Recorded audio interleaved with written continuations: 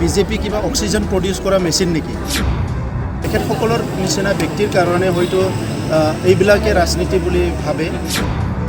অকল এমএলএ মন্ত্ৰী হ'লেহে ৰাজনীতি কৰিব পাৰে এইটো নহয়।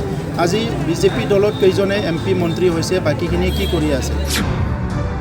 17 বছৰে দুৰ্নীতি, অপশাসন, হিংসাত্মক এটা পৰিৱেশ আছিলে। কিমান মানুহ মাৰিলে, সেই সময়তো তেখেতে ক'ত আছিলে? ইমান যে কৰাপশ্যন হ'ল, খুটা কম্বলৰ নামত শ কোটি যে কৰাপশ্যন হৈ গ'ল, সেই সময়ত তেখেতে ক'ত শুই আছিলে? আজি BPR দলে যদি ইয়াত দুৰ্নীতি কৰিছে, ইয়াৰ অংশীদাৰটো ইমানুৱেল মুছাহাৰীও হয়। আজি তেখেতে এইটো আবুল তাবুল বুকিলে হ'ব নেকি? 2008, 9, 10 ইমান মানুহ মাৰি পেলালে, কি সেই সময়ত তেখেতে কি কৰি আছিলে? এমএলএ মুছাহাৰীয়ে ইতিমধ্যে কিছু অভিযোগ উত্থাপন কৰি অমিত শ্বাহলৈ পত্ৰ প্ৰেৰণ কৰিছিল। তাৰ পৰিপ্ৰেক্ষিতত তেখেতে সংবাদ মাধ্যমক কৈছে যে UPPL চৰকাৰক তেখেতে 10ৰ ভিতৰত 2 নম্বৰ দিছে আৰু নতুনকৈ কৈছে যে UPPL দল বিজেপিৰ অক্সিজেন লৈ চলি থকা বুলি কৈছে।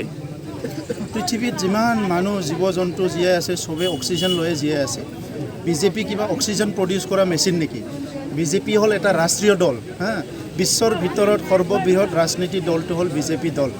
গতিকে আজি বিজেপি দলটো যদি অক্সিজেন প্ৰডিউচ কৰা দল বুলি যদি মানে ইমানুৱেল ডাঙৰীয়াই ভাবিছে, মইতো নাজানো। মইতো এটা সৰ্ববৃহৎ ৰাষ্ট্ৰীয় দল, আমাৰ দেশখনত যোনে আজি নেতৃত্ব লৈ আছে সেই দল বুলিহে জানো। ৰাজনৈতিক স্বাৰ্থত যি টি কথা ক'বলৈ নাপায়। আজি ময়ো দেখি আছোঁ, শুনি আছোঁ, বিভিন্ন কথা কৈছে তেখেতে। তেখেতসকলৰ নিচিনা ব্যক্তিৰ কাৰণে হয়তো এইবিলাকে ৰাজনীতি বুলি ভাবে। আমি এইবিলাক ৰাজনীতি বুলি নাভাবোঁ। ৰাজনীতি মানে আমি সমাজ সেৱা বুলি ভাবোঁ। কোনোবা এজনক টাৰ্গেট কৰি লৈ বিভিন্ন কথা কোৱাটোৱে মই ৰাজনীতি বুলি নাভাবোঁ। আৰু ৰাজনীতিক যদি কৰিবলৈ আহে, অকল এমএলএ মন্ত্ৰী হ'লেহে ৰাজনীতি কৰিব পাৰে এইটো নহয়। আজি বিজেপি দলত কেইজনে এমপি মন্ত্ৰী হৈছে, বাকীখিনি কি কৰি আছে? যিসকলে আজি কোনোবা দলৰ মানে নেতৃত্ব লৈ আছে, তেখেতসকলে কি ৰাজনীতি কৰা নাই নেকি? অকল এমএলএ মন্ত্ৰী হ'লেহে ৰাজনীতি কৰা হয় নেকি? অহাকালি যদি মই ইয়াত নাথাকোঁ, এইটো পষ্টত, মই কি ৰাজনীতি কৰিব নোৱাৰোঁ নেকি? ইয়াৰ আগত কি কৰি আছিলোঁ? সমাজ সেৱা কৰাৰ কাৰণেতো এটা এমএলএ মন্ত্ৰী হ'ব লাগে বুলি কথা নাই। তো আজি এটা ৰাষ্ট্ৰীয় দলত থাকি ৰাষ্ট্ৰীয় দলৰ গৰিমা, ৰাষ্ট্ৰীয় দলৰ যিটো নীতি আদৰ্শ, সেইবিলাক যদি বজাই ৰাখিব নোৱাৰে, সেইটো নিজকে লাজ্জিত কৰা হয়। তো সেইকাৰণে মোৰ একো ক'ব লগা নাই যে তেখেতে বিচাৰিছে যদি ডিজাৰ্ভিং কেণ্ডিডেট হয় নিশ্চয় দিব। যদি ডিজাৰ্ভিং কেণ্ডিডেট নহয়, সেইটো আৰু দলে চিন্তা কৰিব। সেইটোক লৈ পেলাই আৰু আজি বিজেপি UPPL একেলগে চৰকাৰ চলাই আছে। 17 বছৰে দুৰ্নীতি, অপশাসন, হিংসাত্মক এটা পৰিৱেশ আছিলে। কিমান মানুহ মাৰিলে, সেই সময়তো তেখেতে ক'ত আছিলে?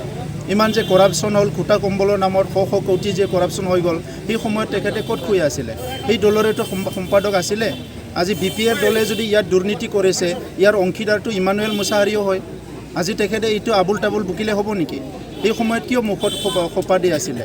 2008, 9, 10 ইমান মানুহ মাৰি পেলালে, কি সেই সময়ত তেখেতে কি কৰি আছিলে? আজি ৰাজনীতি স্বাৰ্থত যি টি কথা ক'লে নহ'ব। আজি দলে যদি ভাল পায়, ৰাইজে যদি ভাল পায়, তেখেতক ভোট দিব। সেইটোতো আৰু ক'ব লগা নাই। আজি তেখেতে যেনেকৈ UPPLক টাৰ্গেট কৰি লৈছে, সেইটো তেখেতক কোনো কাৰণত তেখেতক কোনো লাভ নিদিয়ে, সেইটো ক্ষতিহে কৰিব। আৰু মোক এই পাৰ্চনেলি যিটো তেখেতে এটাক কৰিছে, মই তেনেকুৱা এটাকবিলাকক একো নাভাবোঁ। তেনেকুৱা বহুত মানে পাৰ কৰি আহিছোঁ জীৱনত। ইয়াতকৈ কঠিন পৰীক্ষা মানে আমি পাৰ কৰি আহিছোঁ।